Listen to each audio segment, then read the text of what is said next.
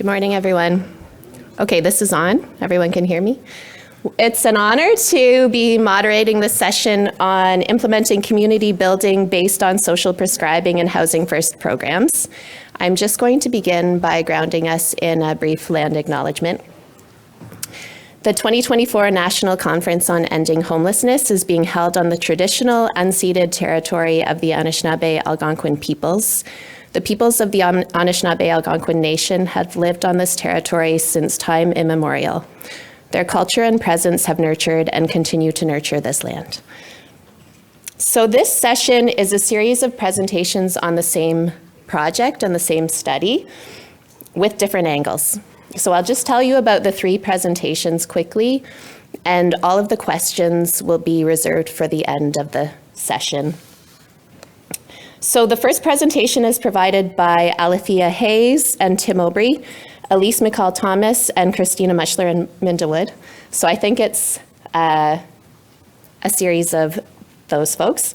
It's titled Developing a Community Building Intervention Based on Social Prescribing for Housing First Clients. The second presentation is a description of the developmental evaluation that was conducted alongside this project, provided by Élyse McCall-Thomas and Alathea. And then the final presentation is a case manager perspective of the project, integrating a case manager's perspective. So Madison, Salmon, and Phipps will be presenting in that one. So apologies if I got the wrong combination of presentations, but I think I was able to name every presenter there. So we'll start with Alathea and Tim, I believe, and Minda.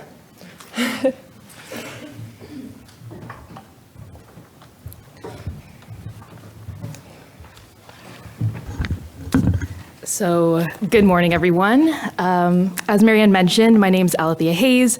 I'm a Master of Health Evaluation student at the University of Waterloo.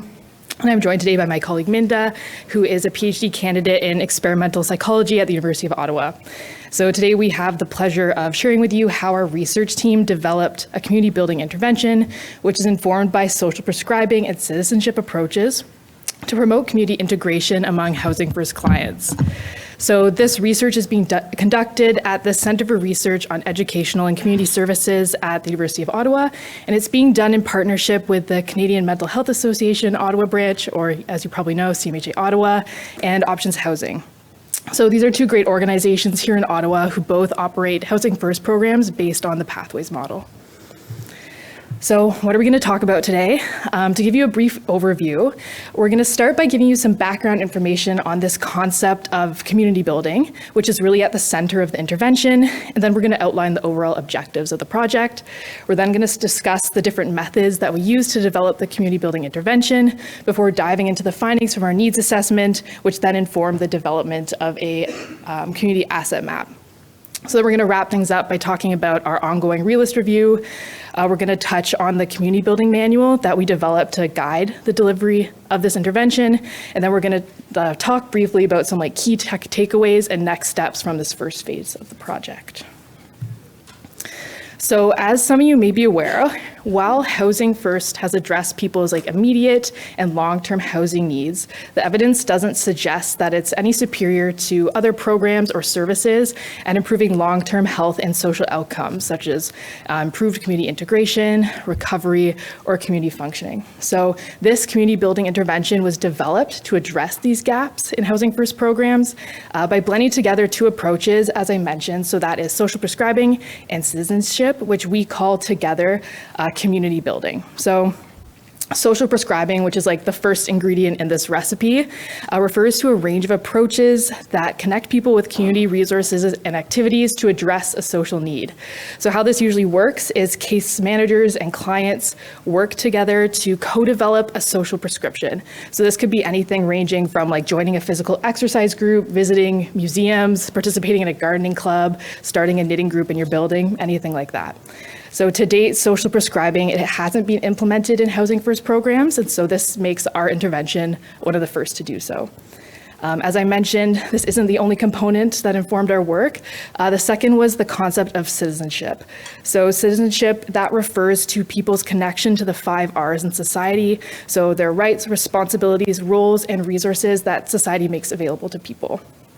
So since citizenship has been found to create like a psychological sense of belonging, and social prescribing can be used to develop or build citizenship, we combine together these two approaches in, as I said, what we call community building in an attempt to enhance Housing First effectiveness at increasing community integration, reducing loneliness, improving quality of life, and ultimately supporting recovery. So with this background info in mind, our research project had 4 specific objectives. And since intervention development is really the focus of this first presentation, I want you to keep in mind those first 2 objectives because that's what we're really addressing and what we're going to dive more deeply into as we continue talking today. So the first objective was to identify the needs of clients in Housing First programs with regards to engaging in community activities. The second was to develop the community building intervention based on the social prescribing approach. The third was to pilot the implementation of the community building intervention, which we did with clients in Housing First programs at CMHA Ottawa and Options Housing. And then to wrap things up, the last objective was to and is to implement a knowledge mobilization strategy, which will hopefully include the development of a community building intervention toolkit, which we can use to share our learnings with other Housing First programs. So how did we do this? So the development of the community building intervention, as I said, was informed by a needs assessment, which we conducted with CMHA Ottawa and Options Housing to really learn more about the current state of Housing First clients' community connections.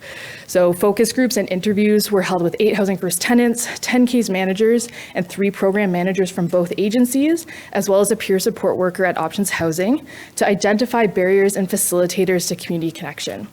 So based on the results from this needs assessment, as well as discussions with the City of Ottawa's program manager and extensive online searches, we then created a community asset map. So this identifies Ottawa-based programs, activities, and resources that could be potential like social prescriptions for Housing First clients. We also began to conduct a realist review to determine like the successful ingredients of community building interventions for individuals with severe and persistent mental illness and or a history of homelessness. So preliminary findings from this realist review were also used to further the development of our community building intervention. So what did we find? From the needs assessment, we learned a lot. It was very informative. Really the biggest takeaway is we learned that Housing First tenants were not well connected in the community upon leaving homelessness and becoming housed, but they had a really strong desire to engage in community activities. So clients and program staff also identified several barriers to community participation that needed to be addressed, as well as potential facilitators. So in terms of barriers, participants discussed that it can be really challenging for clients to build connections in the community, as they're often dealing with issues that consume a lot of their time and energy, such as like meeting basic needs, whether that be housing, food, financial stability, and also managing mental health issues and substance use. A lack of social supports, a lack of confidence and stigma also got in the way of community participation. So many clients discussed feeling like they do not belong in certain programs or activities or even areas of the city because of how they present themselves to others or because they'd experienced homelessness, mental health problems, and addictions. Lastly, related to basic needs, a lack of access to financial resources and transportation was seen as a practical barrier to community engagement.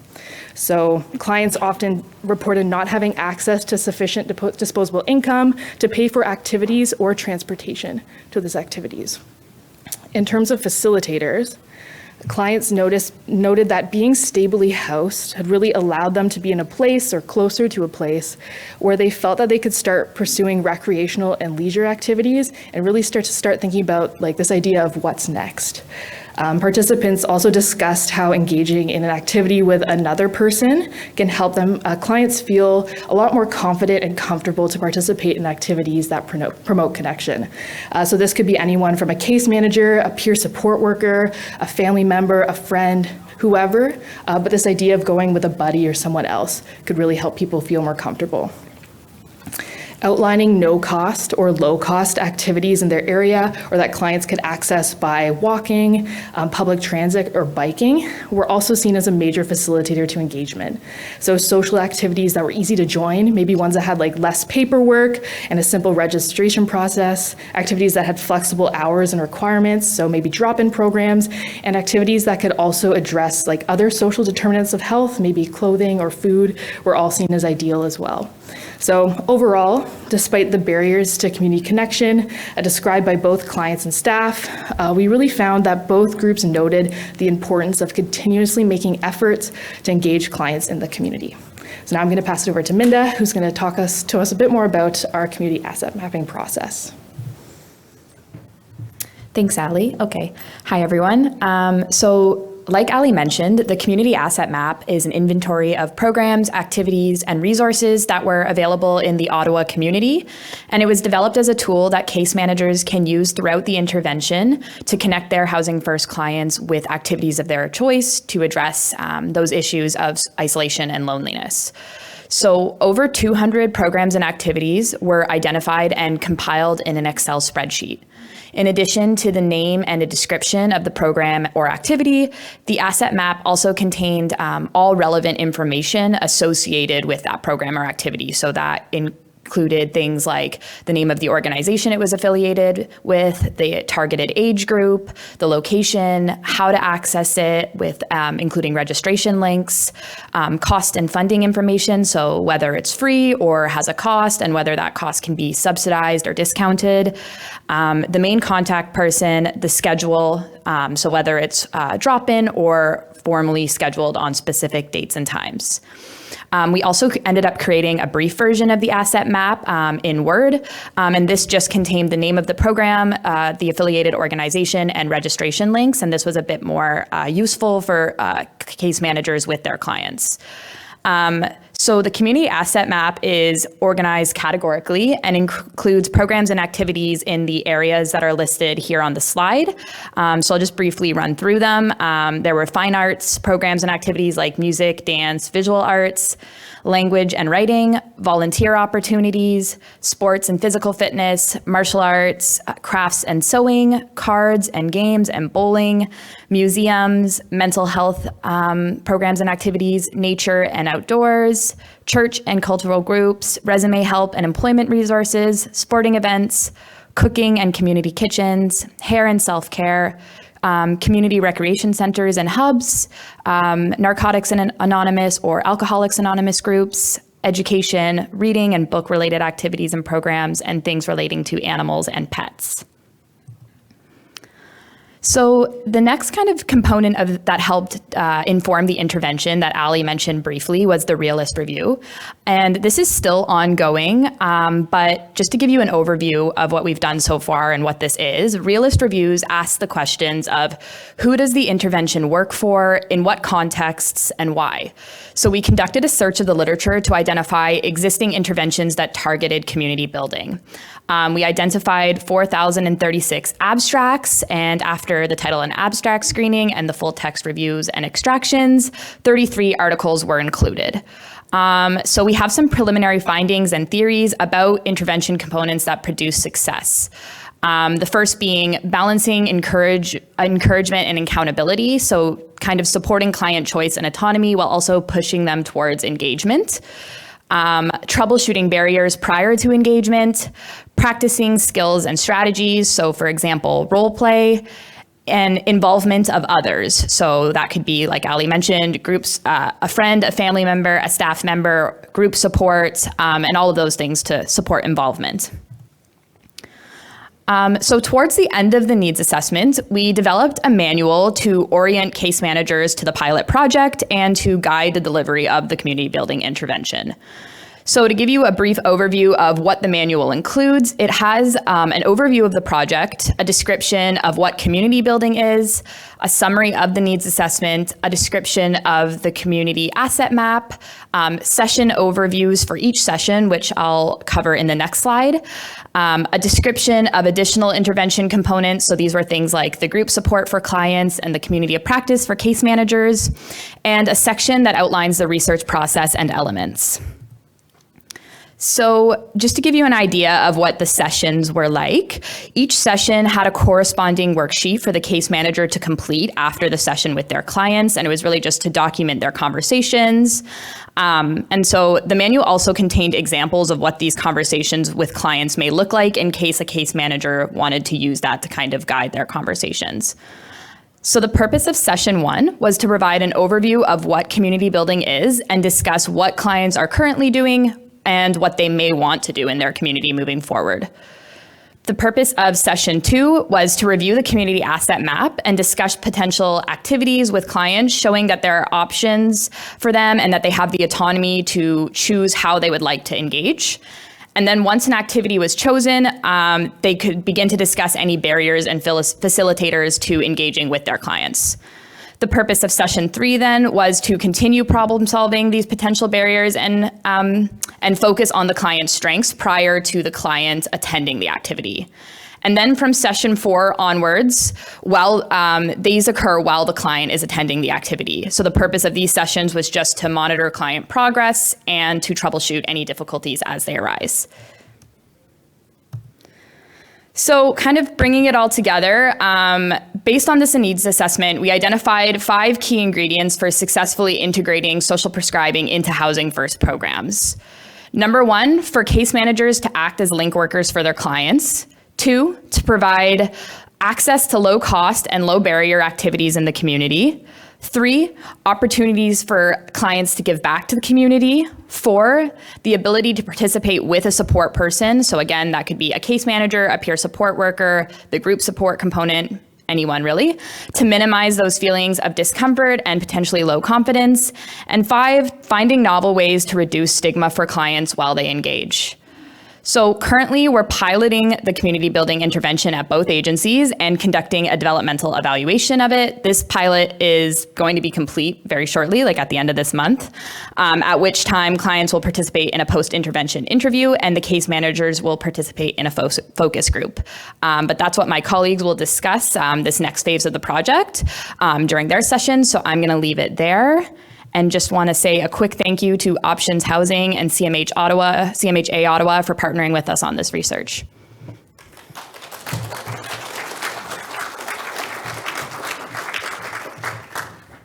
Thanks, Minda and Alathea. So now Christina and Élyse will present on the next phase, the developmental evaluation of the community building pilot.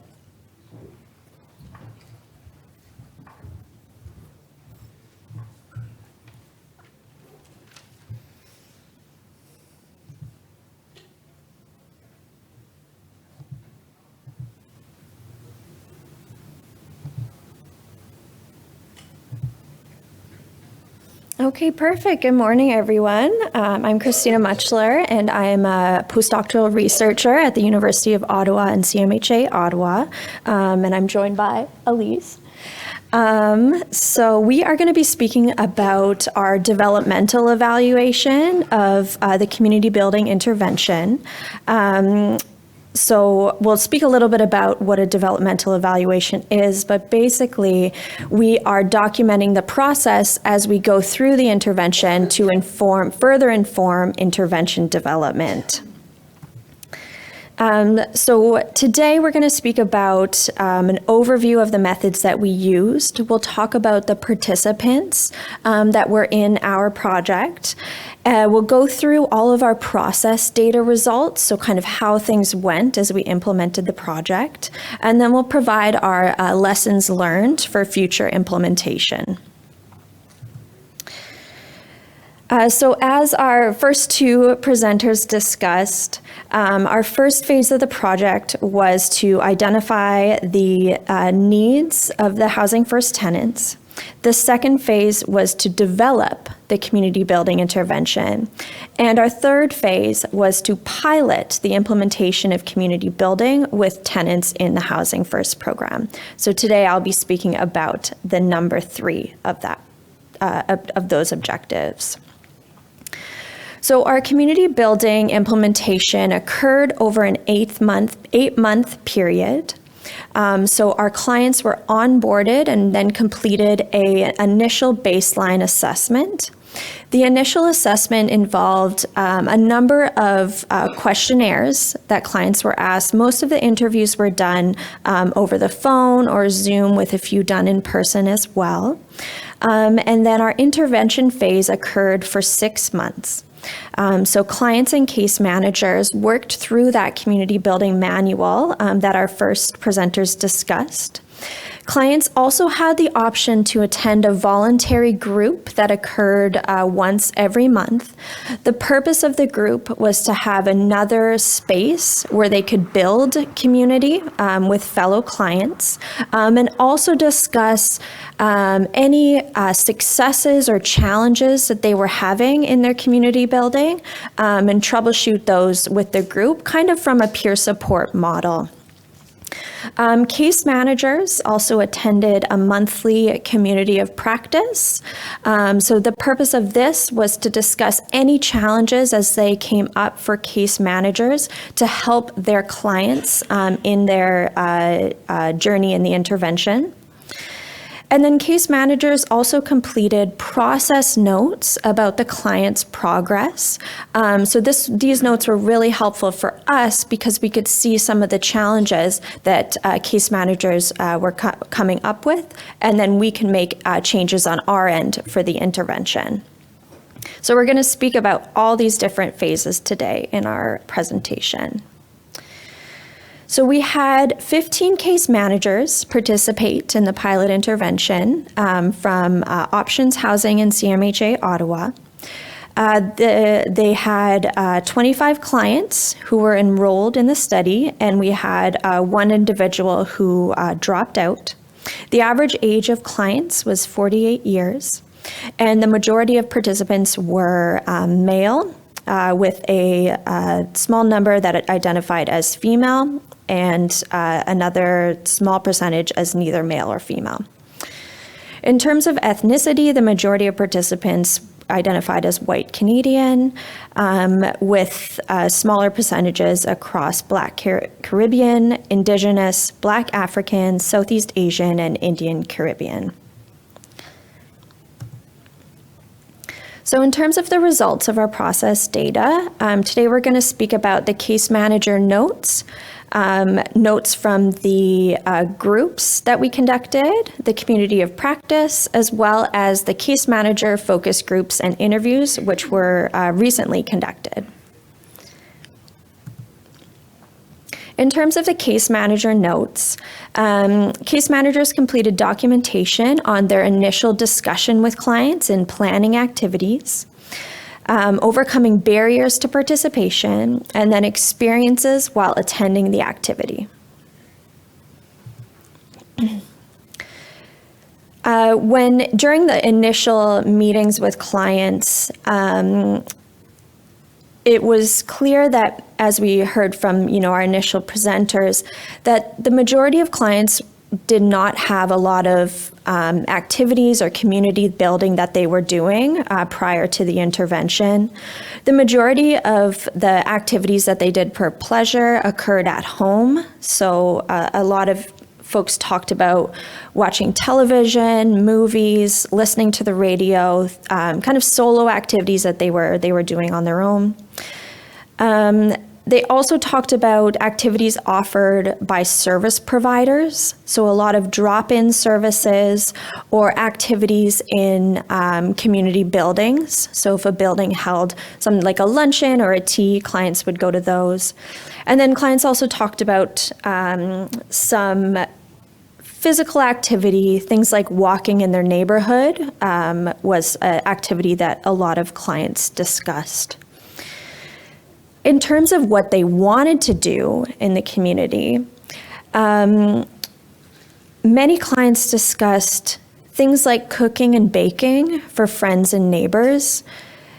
They really wanted an opportunity to give back to other folks in their life through kind of small things that they felt confident in doing.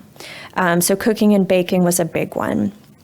Employment and education, there were a few clients in the project who identified a goal of going back to school or starting like part-time employment or volunteering work in the community.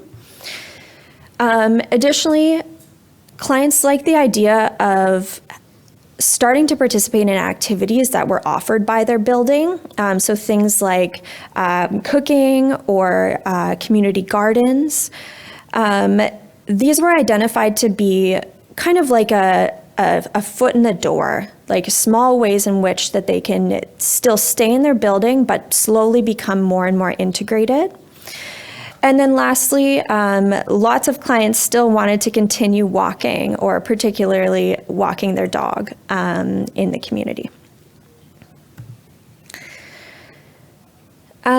We also asked case managers to talk about positive and difficult experiences that clients had while they start attending their activities. The majority of participants discuss positive experiences. In particular, increased pride. So for folks who were giving back in some way, increased social connection, income, a sense of purpose, getting exercise and inner peace. The majority of clients actually did not discuss any difficulties experienced while attending. However, there were a few who noted feelings of exclusion in certain spaces due to feelings of stigma from others in the community, as well as challenging mental and physical health that got in the way of doing the things that they wanted to do. Case managers were asked to document the changes that clients said that they were experiencing while attending their activities. Some that we've noted here include improved mood and mental health, increased sense of responsibility and pride, new social connections. And one I think that was really interesting was as clients started doing something for themselves, engaging in an activity, it was almost like they were inspired to improve in a number of other areas of their life. So there was this increased motivation to improve their self-care, their physical health. Individuals talked about, now that they had attended an event in the community, they were more willing to start attending substance use treatment groups in the community because they had a previous positive experience with speaking with others. And some even had the goal to achieve sobriety. One client noted, just going outside and talking to other people helps with my depression and not the medication my doctor prescribed in the past. This is you. Thanks, Christina. So now I'm going to talk a little bit about the community building groups that Christina mentioned with the clients from both CMHA and options, because while it's great to hear from the case managers and we're so appreciative from their perspectives, we also wanted to hear directly from clients about their experiences with this project and to give them a chance to have a voice and contribute to our understanding of the intervention. So these group sessions were open to all clients on a voluntary basis. As Christina mentioned, there was about a handful of groups that occurred during the implementation phase of the project at both CMHA and Options. Unfortunately, the groups were not well attended, with only a few clients maybe at each group, and we'll talk a little bit about that and the lessons learned. The groups were facilitated by case managers and occurred around the lunchtime hours so that we could offer a lunch to the clients as part of attending this group. And so really the groups focused on discussing with and learning from clients how they engaged with their community, the successes and challenges that they experienced during this process. And the groups were structured around sort of the following, which was activities that were undertaking, community building interests from the clients, their strengths and challenges that they experienced, and the value of having this group support. So some of the examples of activities that clients engaged with during this project that they talked about at these groups included physical activities, as Christina mentioned, going for walks, walking their dog, going to the gym, talking with their neighbors was another one. So people who sort of in their immediate vicinity that they could just start building connections with. Did hear someone talking about going to karaoke and or attending cooking classes. So really, when asked about their interests, clients demonstrated an array of interests to further their connections in the community. So when talking about what else they would like to do, we heard things like going back to school. Someone mentioned learning French, attending computer courses, painting lessons, and then also several forms of physical activity from swimming to volleyball and tennis. So basically, as you could sort of hear that these activities are very much aligned with what we'd heard from the case managers from their notes. So we were able to just sort of confirm that information, and again, as I mentioned here, directly from clients in that respect. When asked about the strengths that they possessed when it came to helping them do these activities, clients spoke about being empathetic, wanting to help others, as well as having the skills in the areas of interest and having interest in different activities. So having sort of that connection to some of the interests that they were exploring made it a little bit easier sometimes for them to participate. Oh, sorry. However, clients continue to face challenges that may limit the extent to which they can participate in activities, including previous experience with addictions, managing other responsibilities, so things like appointments and just other things that are in their schedule that are also quite demanding of their time and energy, not having much of a social circle, and feeling overwhelmed by the activity and the notion of going to participate in an activity. At one of the meetings, there was discussion on how to address some of these challenges, including sort of breaking goals down into small steps and doing one step at a time and reaching out to others for help. And then finally, when checking in with clients about how they felt about participating in this project and specifically these client groups, their feedback was generally positive. A few noted that since engaging in activities through this intervention, they started feeling more relaxed and connected with others and felt more resilient and confident in themselves.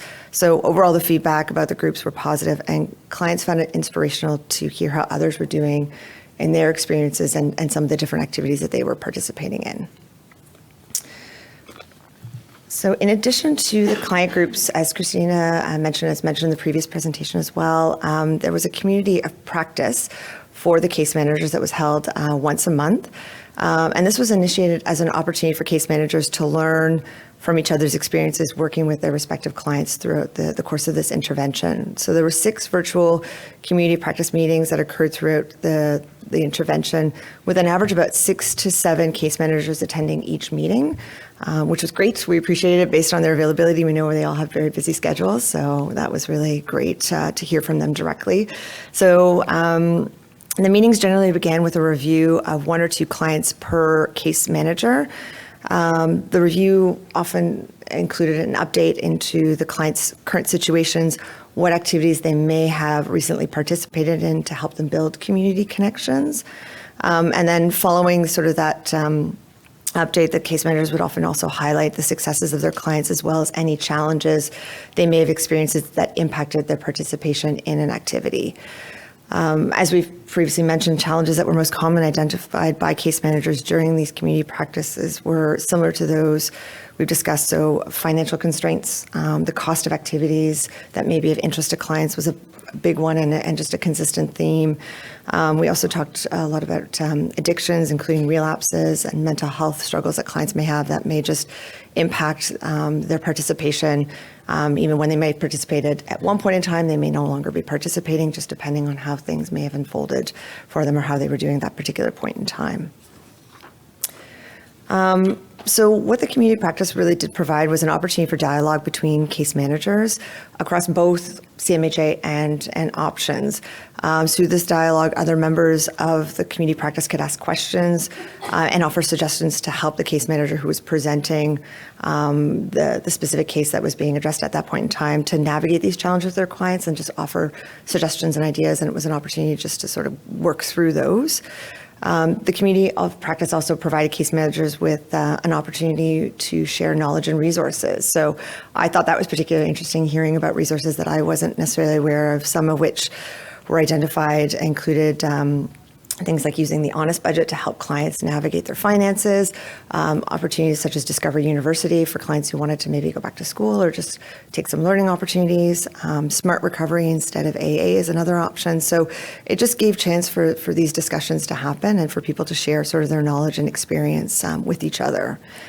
It also created space for case managers to seek clarification on aspects of the project that may have been unclear. So there was oftentimes to talk about things like filling out the case manager notes and just things that, what the next steps in the project were going to be, just to keep things on track and hopefully answer any questions that people may have had, but then there was a dedicated space and time to actually have that discussion. Overall, it seemed like the meetings were good check-in points during the project, and the feedback we received has been positive, with case managers indicating that the meetings helped to strengthen their understanding of the intervention and also validated their experiences with their own clients, as they were often similar to the experiences of other case managers with their clients, and also provided that opportunity to learn and work collaboratively throughout the course of this project. And then finally, there was case manager focus groups and interviews. So this is us as we're starting to sort of wrap up the project, connect again with the case managers and learn about, from them again, what their experience has been, what their clients' experience has been, what's worked well, and what can be improved through this intervention if it were to be implemented again, and particularly at a broader level. There's been a focus group with case managers from CMHA, and so far 2 interviews with case managers at Options, with a few more that we're hoping to complete over the next few weeks. So as I mentioned, case managers were asked to speak about how their clients have become involved with their community, factors that facilitate or challenge this involvement, mitigation strategies that they may have implemented, changes that they observed in their clients throughout the intervention, and just their perspective of the implementation of the intervention. As I mentioned, what worked well and what can be improved. Overall, the feedback was positive, which is great, and it's always nice to hear. Case managers noted that they and their clients liked the intervention and found it to be suitable to meet the needs of clients. What we've learned too, and what just sort of reiterated to what we heard through the client groups and the case manager notes, was that several clients participated in activities in their communities as a result of this intervention. And through this started to meet new people, build new connections with others, and were starting to feel more valued and had increasing self-confidence. In some cases, there were clients who may not quite engage in activities in their community at this time, like during the intervention, but who are very much interested in doing so. So there's a lot of motivation that kind of still came out, and interest of putting this out there for clients to consider. And then we also heard about clients who may not be doing activities with others, but still doing activities on their own. So walking and gardening, which again, they found beneficial and did help to increase feelings of self-confidence and motivation to maybe eventually pursue activities in the community with other people. So in terms of the implementation of the intervention, case managers felt that it was relatively easy to implement. We heard really great things about the community asset map that Minda presented earlier. So that really helped in terms of being able to sit down with clients and go through different activities that were offered across the city of Ottawa to see what would be of interest to clients and what would be accessible to them. And while some case managers spoke to the fact that they were already maybe working with clients around community integration, they found that this was allowed them to be a bit more intentional in terms of integrating that into the work that they were doing with clients, and it really made a little bit more space for that to happen.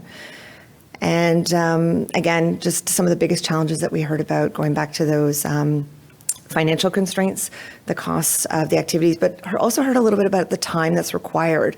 So while, very supportive of the notion of this building community integration and community building into the work that case managers are doing, with all the other things that they had to do, it was also trying to make sure that there was space and time for that, which could be sometimes a little bit challenging, especially when there's a lot of other things that need to get done as well. So in terms of lessons learned, so as mentioned, overall really good feedback, some things that, can still be considered or improved upon. But for the most part, the intervention was found to be acceptable and feasible. Because of changing needs of clients, we really, learned that the intervention needs to be delivered flexibly. So, recognizing and meeting clients where they are at a certain point in time. As I mentioned before, some clients may have started activities, but then needed to take a pause. Others weren't necessarily ready to get into the community, but were open to doing activities on their own. So really thinking about what community building looks like for them and just really supporting them throughout that process. Finance is, again, that main barrier to accessing activities of interest. And while the monthly group component for clients was not well attended, again, it was perceived positively, and clients did speak about really enjoying that. So maybe there's some opportunities to really think about how to further build attendance within the context of these groups in the future. So for next steps, as I mentioned, we have a few more interviews, hopefully to finish with case managers. We'll be moving into interviews with clients, so sort of the post surveys that we had done at the beginning of this intervention, with some qualitative interviews as well, and then the creation of a toolkit for widespread implementation, so this project can be hopefully implemented at a broader level. So like our previous colleagues, we just want to thank CMHA and Options for their time and for being so accessible throughout this process. And now we'll turn it over to Madison and Mick to talk about their experiences as case managers through this project.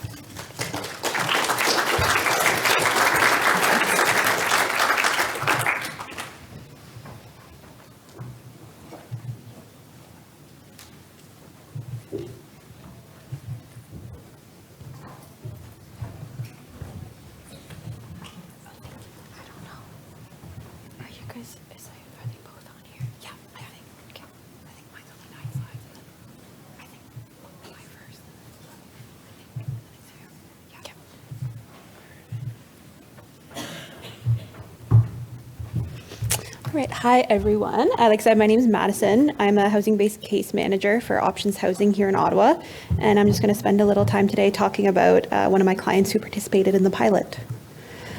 So just a little background on the client. He is in his early 30s. He's a white male. He's college educated. He got his diploma in radio broadcasting. He has a long history of employment, mainly working in kitchens and restaurants. Right now, the client is supported by his family, and his main supports are Options, and he also is working with a peer at Options as well. So his history with the Housing First program. So I started working with him in July of 2023 while he was staying in shelter here in Ottawa. He was approximately homeless for a few years off and on before that. Before becoming homeless, he was staying with his parents in Ottawa. Unfortunately, that relationship kind of got complicated due to chronic alcohol use, and he was asked to leave. Staying in shelter really exacerbated his alcohol use and made things really dangerous because he suffers with epilepsy. Thankfully, after a few months of working together, he was able to get a housing offer through the social housing registry here and was able to move in December of last year. Since he's moved in, right away, he really started to blossom and everything was going great. But we really noticed one of the key things that were missing was that community integration piece. And since it was his first time living independently, feelings of social isolation and loneliness were really noted when we were meeting together. And in those conversations, we kind of talked about things that he used to do, things that he's interested in, and he had so many kind of interests and activities, including cooking, gardening, fishing, music. Before participating in the pilot, he was going to AA and met a really supportive group of people where he was able to help with his sobriety. He was also attending church close to his house, which was also a great for community integration. So when we started talking about what he wanted to do, we started talking about the goals, and he had a few main goals in mind. The first one was to meet new friends. Like I mentioned, it was his first time living independently and moving away from shelter.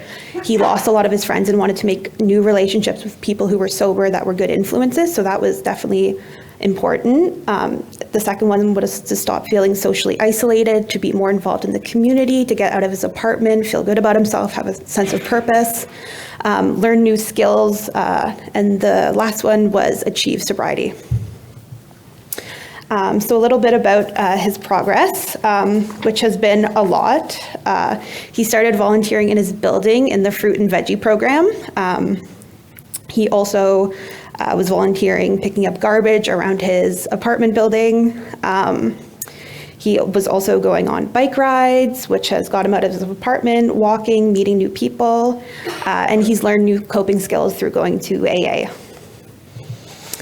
So current challenges. Unfortunately, he was involved in a car accident in the beginning of July and has suffered a traumatic brain injury. So that has really prevented him from participating in a lot of the physical activities that he enjoyed before, like bike riding, walking. So that has really forced him to be creative in terms of finding programming that works for him. So right now we're working on finding more accessible activities in Ottawa that suit his needs, where he's still able to be comfortable but still able to meet new people. Transportation is a big challenge now that he has mobility issues, so finding transportation where he's able to get there that's low cost. And the last challenge was definitely the cost of programming in Ottawa. Because he is on OW, it's a fixed budget. There's not a lot of disposable income where he's able to spend on programming. So that was definitely a big barrier of finding, programming that was either free or at a low cost. So next steps. So we've completed a hand-in-hand application, which provides subsidized programming in the city of Ottawa. So now he'll be able to go to community centers in Ottawa and access programming, whether that's sports programming, cooking, whatever he's interested in. He recently got all-inclusive membership with the YMCA through a sliding scale program, so he's able to go use the pool there, do physiotherapy there, access a lot of programmings. And he's continuing to look into volunteer programs, especially in his building where he's able to give back. Now that he is recovering well, he's able to go back to volunteering, which he's really passionate about. And he is interested in attending Discovery University next year. So my advice to other Housing First agencies who want to implement this social prescribing in their program, my first one would definitely be familiarize yourselves with subsidies. There's a lot out there. Sometimes they're challenging to find, especially for clients. It was hard for me to find them. So being supportive through that is really important, especially it could be the difference of a client participating or not. Like I mentioned, a lot of our clients are on a fixed budget on disability, so they don't have those disposable funds to be able to access programming. My second bit of advice is meet with your clients regularly to discuss their process. It can be a really daunting process trying to apply for programming, and especially if they were homeless for a bit of time before that and been isolated for their community. Checking in and just troubleshooting, whether it's helping with transportation or searching for programming, checking in regularly can be really helpful. And then my third bit of advice would be to focus on the client's strength.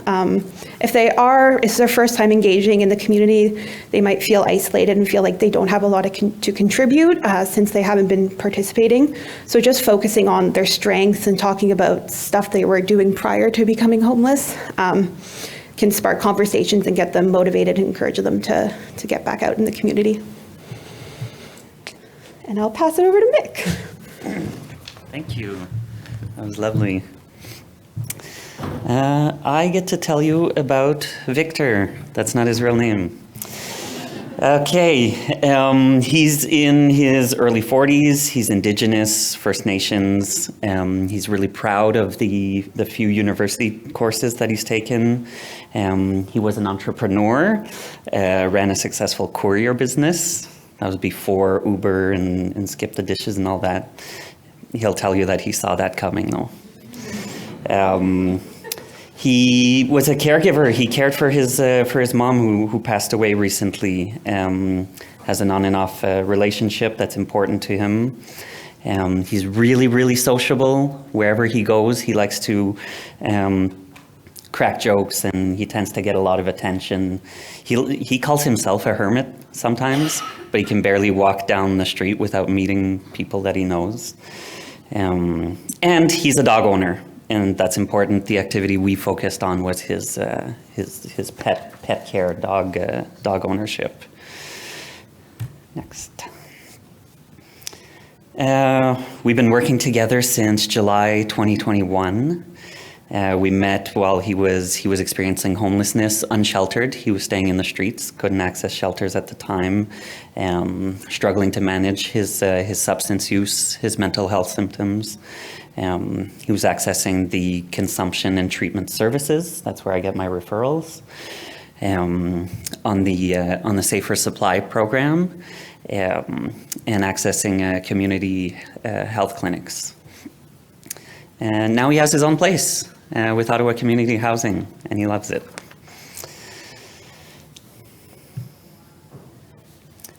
So he had quite a few interests going in. Right now, he's a very involved dog owner. That is his main interest, and most of what he does is centered around that. But he's always been a caregiver. It's something that he's done throughout his life. He's someone who doesn't tolerate injustice. He likes that idea of resistance and questioning authority, and when there's an issue, he always thinks like, how am I going to gather a lot of people to make this right? That's his style. And so he's got big plans for the future. He wants to reconnect with his community on the East Coast, and eventually run a business again. He's not sure what that'll look like.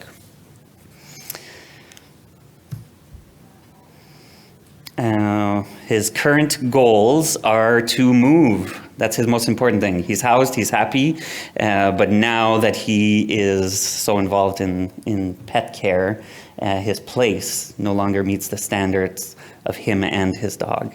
It was fine for him to move out of shelter, but now he's hoping for something much better for the two of them.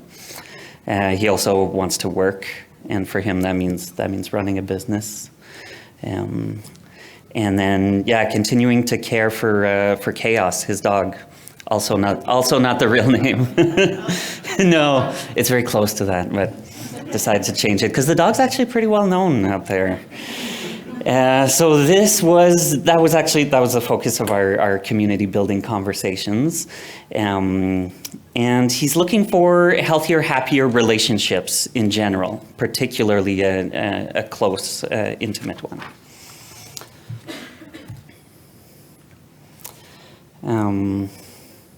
Client progress. So caring for Chaos became the foundation for a lot of personal growth for him. He started taking walks every day.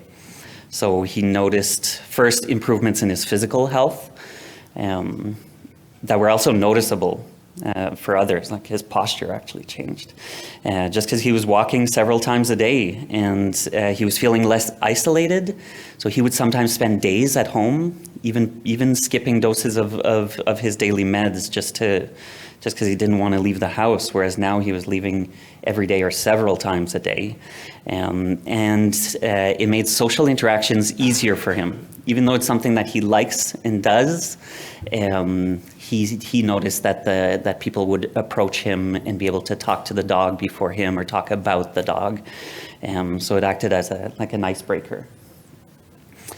And that's actually how he met a dog trainer in his neighborhood, and they started chatting and taking walks together and trading training tips. And he got more into the idea of training his dog, which is great because it's a bigger breed, so it's nice that it's well trained.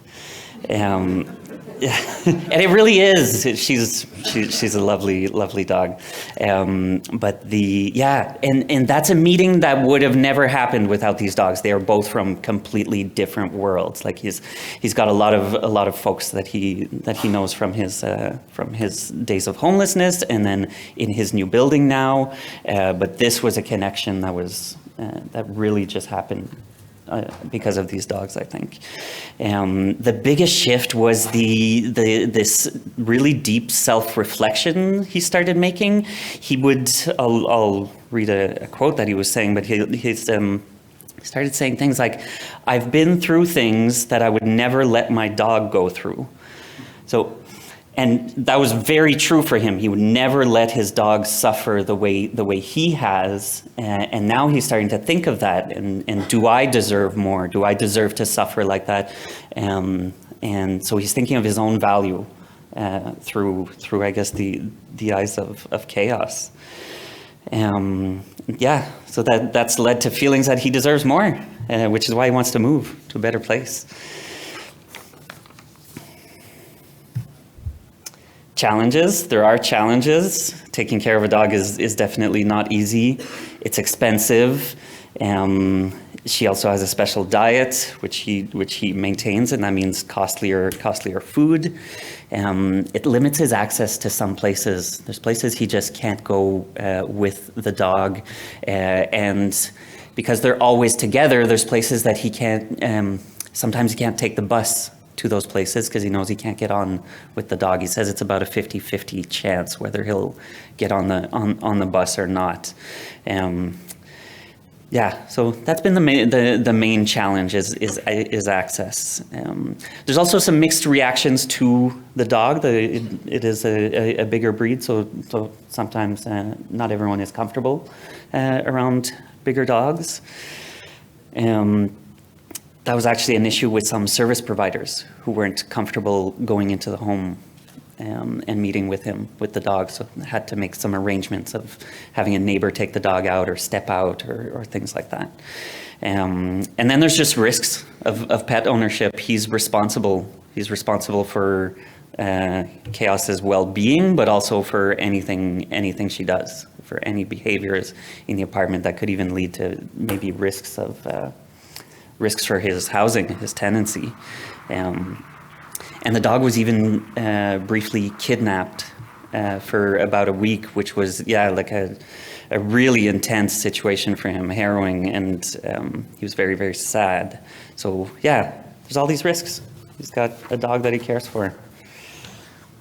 The dog's back, healthy, well, yes, sorry to leave you hanging. That's yes, it was an intense situation. It was mostly a misunderstanding, someone who thought or felt the dog was abandoned and needed care. It was, the dog is back. Where am I? Am I doing progress? No. Current challenges? No. Next steps. Next steps is, to just encourage him to keep working towards those goals, those things he has in mind. Housing, employment, and relationships. Those are the things he's thinking of, and he's motivated to do them. And we have plans to transfer to longer-term case management. I've been working with him for a long time. That's coming to an end now, but he'll be working with somebody else, and we're looking, obviously, for a case manager who loves dogs. I get to give you advice. That's something I normally avoid, but here we go. Oh, whoops. There we go. Community building. The first is that community building is essential. It's not a cherry on top. It's not the icing on the cake. It's pretty central to what we do. We do tend to prioritize things like housing and healthcare and finances. But the social connections, or the things that matter to the client, are what make all of those other things important. It's what makes all of those other things worth doing. And so if we're not thinking about it and talking about it with the folks we're working with, we're missing out on a huge part of who they are and also why they want to do things. An example is Victor wanting to move. He wants to move because he wants to care for Chaos. And so he, before his only thought was housing, now his thought is the quality of housing. That's a big shift. The other is to notice and build on what already resonates, what already works for the person you're working with. Because when we first started talking about this, we talked about swimming. He wanted to swim, particularly at Ottawa U, and wanted to jump off the highest platform. That was his thrill-seeking thing. But once Chaos came in the picture, he shifted gears, and so I shifted gears with him. It's important not to keep showing up and saying, "What about the swimming? What about the swimming?" when he's clearly invested and thinking of this dog, and he's building a lifestyle around this. So notice what's going on, and then talk about it. I think if I hadn't been talking about the things he's doing with his dog in terms of community building, maybe both of us wouldn't have noticed the benefits that he was experiencing. So just a little shift in the way I'm thinking and what is important had a huge impact on our conversations, on changes for him, and on these benefits that I get to notice and encourage and high five about. So that's all of it. That's all my advice. Thank you.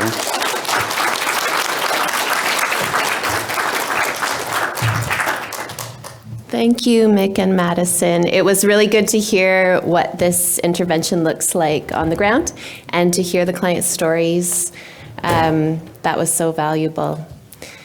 Élyse thanked the organizations for their involvement, and as someone representing CMHA Ottawa, and I'm sure on behalf of Options Housing, the organizations benefit so much when we can foster these university-community partnerships. So thanks to the researchers for being involved in this project as well.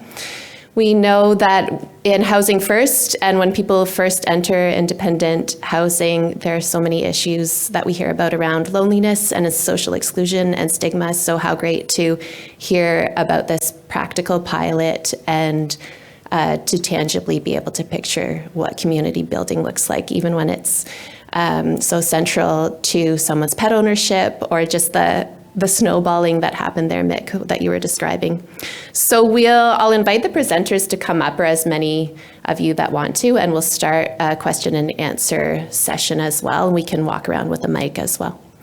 So put up your hand, please, if you'd like to ask a question. Check, check, check. Right over there. Right over here.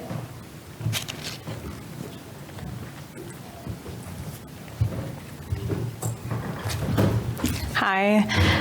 I was just wondering if there was a reason why there was more male applications or participants versus female. Yeah, it's a good question. I don't think we know the answer, just kind of how it worked out. Yeah, I don't know. Mick, do you have any thoughts around? I had three folks in the project who were men. One was a woman. I didn't think of gender when discussing it. It was mostly I picked the folks based on a bit of housing stability. I think we work with a bit more men in general at CMHA, but it's not that. It's not those proportions. Yeah, I'm not sure. And just to add it wasn't to an that, intentional choice. Housing first populations tend to be mostly male as well, so that probably is part of the explanation. Yeah, so at CMHA Ottawa, it's almost half and half, but there are more males that are served than females, so it's about 52% males. But it takes a lot to include women as well in Housing First interventions, for sure, like Minda was saying. Any? Mm-hmm. Is it possible to get a copy of the draft manual that you designed? And if so, how? Yeah, that's a great question. So one of our kind of pieces that we're working on right now is a creation of a toolkit. And then I think the plan will be to make that widely accessible. Let me see.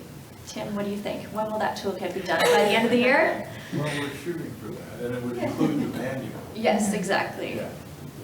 Yeah. So hopefully by the end of the year. And then where can they find that? Well, I think The websites. So it's CMHA.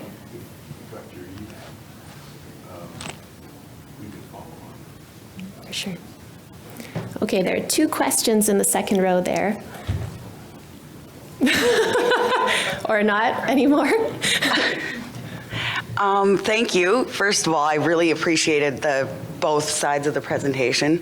My question was kind of related to the men versus women. Our population of Housing First clients we have a high percentage of Indigenous clients, and I just noticed the underrepresentation, and I was wondering if there was any thoughts on that, because it does, in my opinion, skew the results a little bit, right?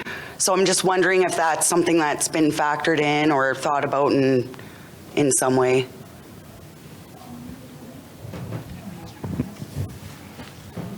Yeah, I think because this was a pilot, I don't think we were able to get a good kind of sample of like a lot of mixed sample of folks. We did do a lot of consultation with like Indigenous housing services and providers in the community to make sure that our community asset map contained like specific, cultural activities for Indigenous folks. And that was something that we continued to add to as we kind of met with people and learned things as well. I know Mick, your client was Indigenous. Yeah, Victor that I as well, but because it was a pilot, I feel like we can't maybe speak to how it might generalize to every population, but we hope that by including culturally specific activities, that might be a first step. Yeah, thank you. At CMHA Ottawa, we serve about 11% of our clients identify as Indigenous, but we certainly have a long way to grow when it comes to being culturally safe and inclusive. So thank you for that consideration. And then right beside you, there was somebody else with a question. Hello, my question was around the community asset mapping and the methodology on your selection. The information, was that purely like web-based research? Did you do like consultation with those agencies to just assess accessibility and I'll even go so far as to say tolerance. I don't like the word, but I guess in looking at setting clients up for success, just wanting to know how you assessed inclusion in the asset mapping. Yeah, thanks for that question. So for the asset map, we spoke to the case managers and the clients in the pre-intervention focus groups during the needs assessment, where we had a whole section of the protocol that asked them about what they want to see on that map, and kind of other questions about like looking at what's already there. And then we also met with different service providers like the program recreational and leisure manager at the City of Ottawa to talk about his thoughts on what we had and what he would add to it. And then we also conducted kind of after those pieces, we conducted, and during, I guess, an extensive online search of like what was available locally. So we did have both the clients and case managers actually, and program managers at both agencies, helping us to inform the programs and activities that were included in the map. So a variety of people were consulted throughout the development of it. At the back there.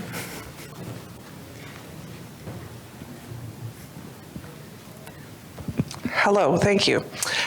Just to piggyback off of that a tiny bit, like I've seen things like this sort of start up, and then what happens is the asset map becomes wildly out of date in 3 weeks. And then me as a caseworker is just crying because it just doesn't happen. And so I often wonder about like the sustainability, because that asset map needs to be updated like every week. Like I did a project like this, and it ended in March 15th of 2020, and then there was a binder of asset map that just sat there and now is irrelevant, right? Like it's just, so what is the hope or dream or long-term plan of making that sustainable? Yeah, that's a really good question, and it's something we discussed a lot as a group, just, kind of how to keep it up to date.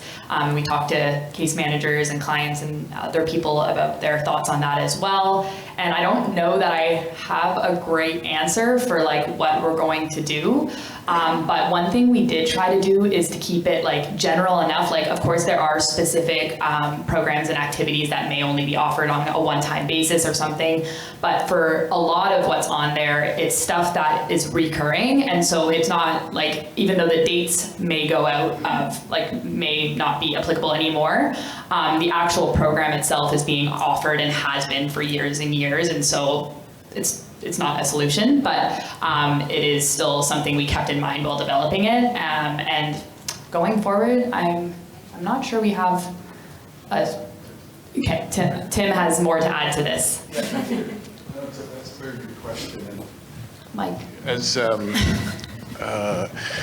as Minda said, it's a concern with this kind of thing. Now, it's important the asset map is for Ottawa, so that's important, the first thing. I think what we'd want to have a discussion with the two agencies that are involved, because we feel this is a resource, like this is something, and of course, we hope the agencies will continue doing community building and expand it. And so we'd like the agencies to kind of take it over. I mean, these are two big agencies. They're very well connected in the community. They have partners. But probably what needs to be done is annually, there has to be a review, you know, of the map. So, but thank you. Thank you, Tim. Ray Landry, Sudbury, Ontario. We have a document called a Streetwise Guide, and we own it as a service provider, so we're charged with updating it all the time. Of course, we do a couple printouts a year when the city agrees to give us some money, but we tell people we go online on our website, and it's always updated as best as we can from month to month on the website. But the fact that we own it as an agency helps that, yeah. My question, other than that, was our options and CMHA Housing First based programs in Ottawa? Yes. Okay, very good. Because one of the core principles, of course, social integration, this goes very well with that core principle of Housing First. And social integration doesn't have to start when you're housed.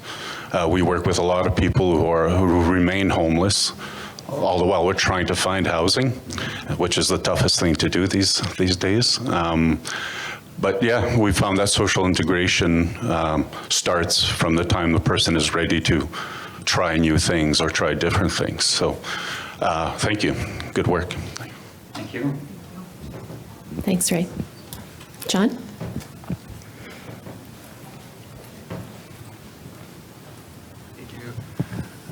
Great presentation. I think, yeah, it's an easily kind of implemented program. I'm just thinking about social prescribing in general. Like, it typically can follow like a 9 to 5, you know, kind of approach. What happens on weekends and evenings when I think isolation really kicks in, right? So any contingency planning for that out of hours?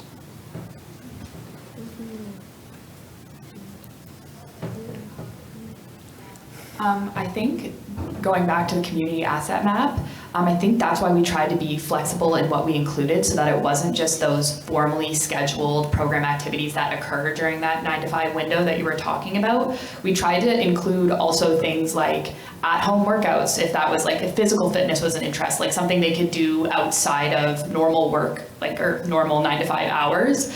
So that was kind of mentioned by clients and case managers in that initial phase when we were consulting with them about the asset map, and something we took into consideration when selecting the programs and activities that were in there. So really having that range to kind of address those concerns. Thanks, Minda. And Mick or Madison, did you want to speak to the after-hours considerations more broadly? Maybe after hours and generally for the asset map is, I used it for the 3 people I was working with. We used it as a starting point. So more giving general ideas, and then once we had some interests in mind, then we would look into ways to make it work for that person. So that's when we would start exploring, are there options after hours, or what's actually open and still relevant right now. But we could use that map as a kind of menu for a starting point. Then we dig into ways to make it work for the person, including weekends, including what's still active, what's available, just what works for that person.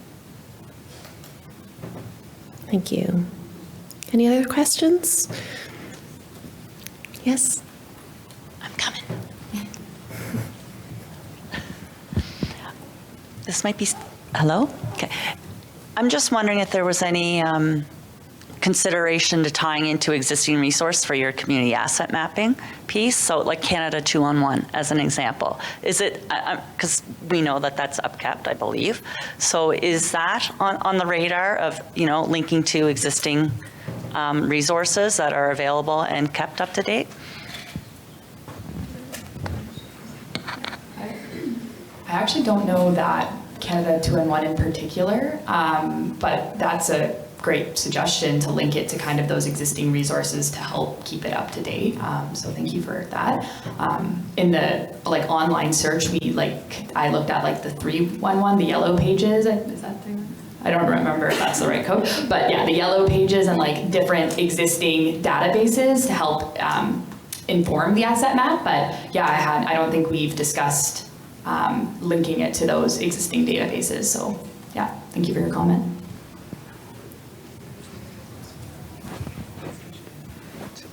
Hi, thank you. Another question about the asset map. I think everybody loves this. I've tried to create one at my own organization, and that upkeep is definitely the hardest thing. We're trying to get a volunteer now to comb through it.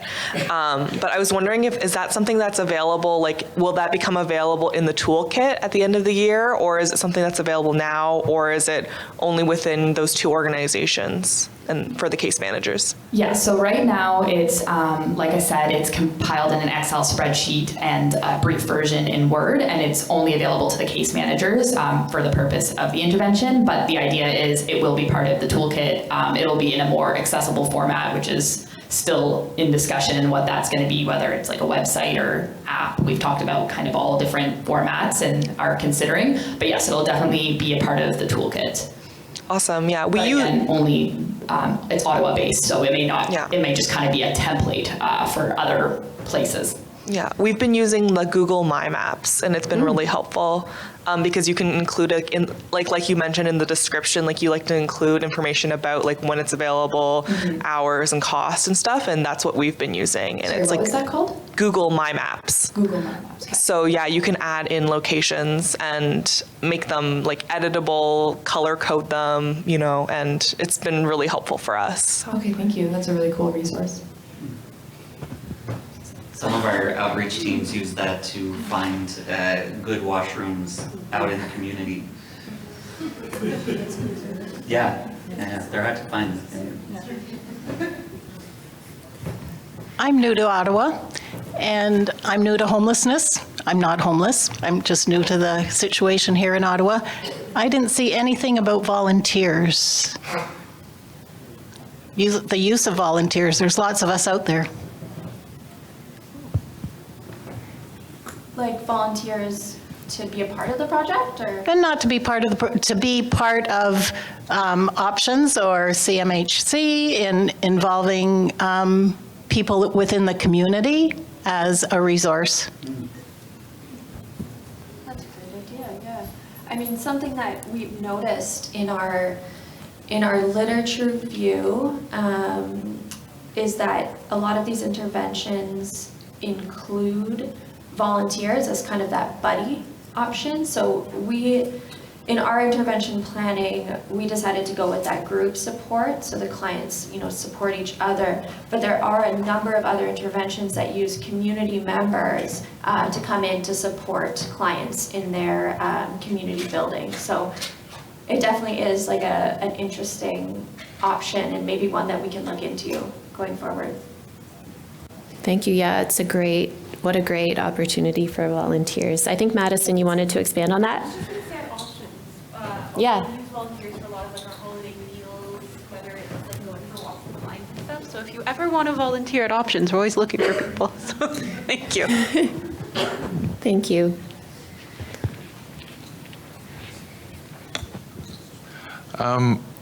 My question is, I'm dealing with a lot of people with high needs and concurrent disorders and really complex cases. Was there anyone involved in the pilot project that met those high needs, and did you have success with implementing them, and even with substance use or anything like that, severe substance use? Did you have any success in that? Yes. So yes. Definitely, especially two of the folks I was working with, I would consider having very complex needs, lots of substance use, and lots of challenges in doing activities. And that's one of the reasons that I realized that it was more about a shift in my focus than it was trying to get someone to do something.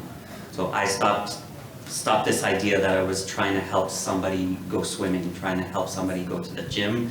Instead, I was focusing on what a person does that's for themselves, even if that's very, very little, even if they're focused mostly on survival needs and on their substance use.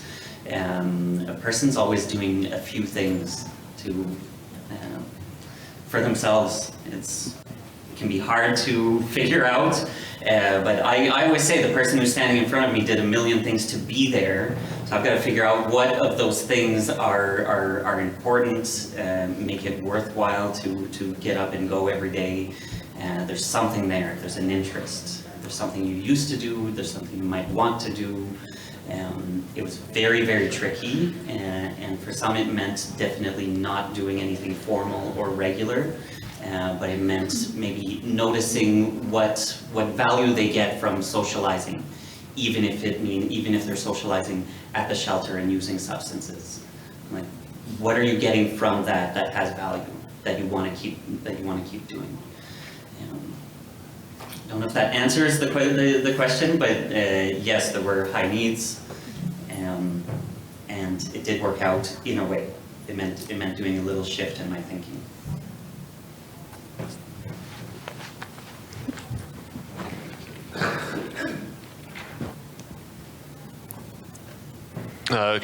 Okay. Well, I told an idea for that is.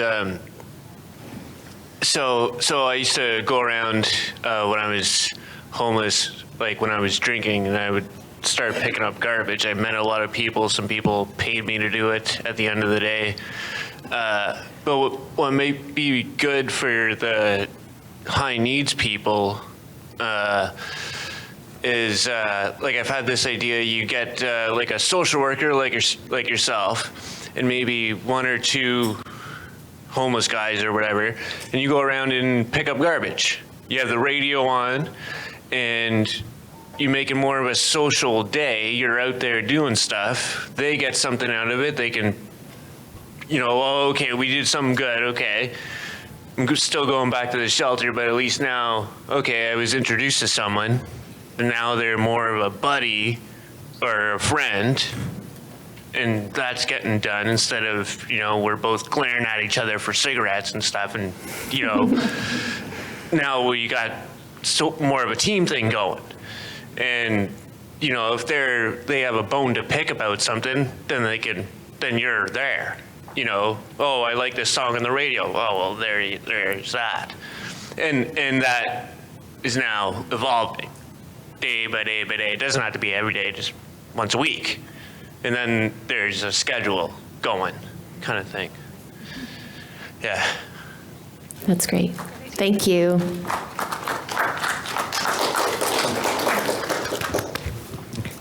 Breda? Hi, Brenda Razak from CMHG Ottawa. I had a question about the famous asset map. On the list of activities, I noticed churches/cultural groups. Was that intentional? It seems very general. I was wondering why if that was why it was like that and not churches, mosques, synagogues, etc. It seems like an afterthought. I just wanted to have your input on that. Thank you for that comment. It's not like that in the asset map itself. It was for the slide, just for formatting, just so the lines were even on both sides. I have a thing about symmetry, but that is a very good point, and I didn't think of that. So yeah, thank you for bringing that up. Thank you very much. Thank you. Okay, there's a question, I think, right here in the third row. Where were we? Okay, never mind. Any other questions? Tim, comment? Yeah, just make a comment, because in doing this project, and it came up several times, actually in each of the presentations, the money issue. And, when we've done research on housing first, there's a rent subsidy, so it gets people into housing. But it's always been kind of obvious that people are still living in very, very significant poverty. And to do stuff, you need money. You need money. And that's a challenge we're going to have to tackle in this kind of approach. And we've talked to the agencies about ideas. They do fundraising. Is it possible to allocate some of that? Because this is really put to good use, to help people do stuff they want to do. So that's, those of you from Housing First programs, and if you're thinking of doing that, think around that issue, what might be possible. I mean, advocacy's got to be part of it, the political advocacy. Now, social prescribing comes from the UK, and it's integrated into their healthcare system. And I think the social prescribing comes with some resources. But in the pilot, and the Minda, took on this task of putting together the community asset map and just did a wonderful job, because there's stuff in there that doesn't cost money. And then we partnered with the city of Ottawa, and they were very, very good around trying to make things easy for people to get this hand-in-hand subsidy that covered the cost of most of their programs. But still, even saying that, to go to the art gallery, unless you go, Thursday night for a couple of hours, you can't get in.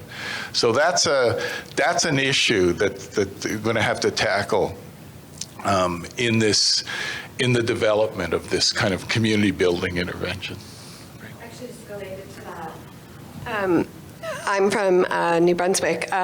Through our Reaching Home regional entity, we actually were able to fund, so we called it social inclusion. I haven't figured out which term I like best, other than understanding that this comes with, some resources and things.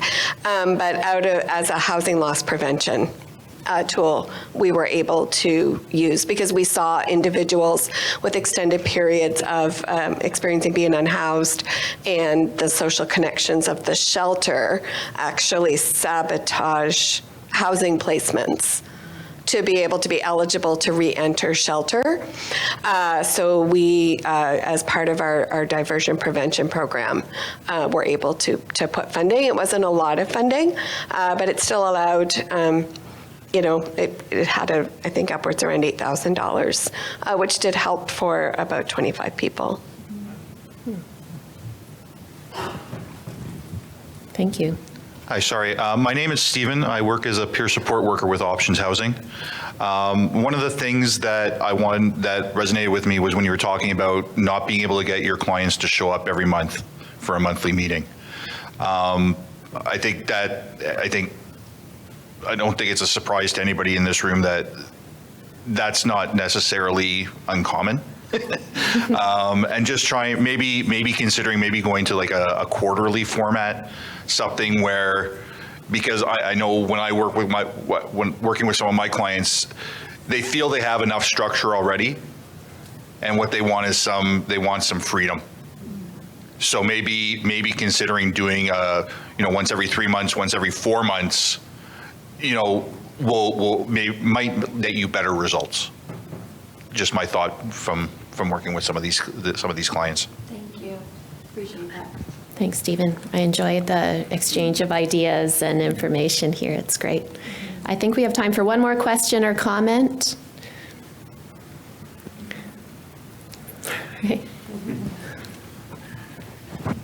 Just a comment to concur with our New Brunswick friend. Our Reaching Home dollars, the City of Greater Sudbury has allotted through the ICM program, Intensive Case Management, has given us a rather large mitigation fund to help people stay housed, but also to socialize. So we dedicate some of those fundings to each individual who wants to do something interesting in their lives. Great. Okay, thanks to all the presenters and to everyone who attended, and the presenters will be here to answer any brief follow-up questions afterwards. Thank you.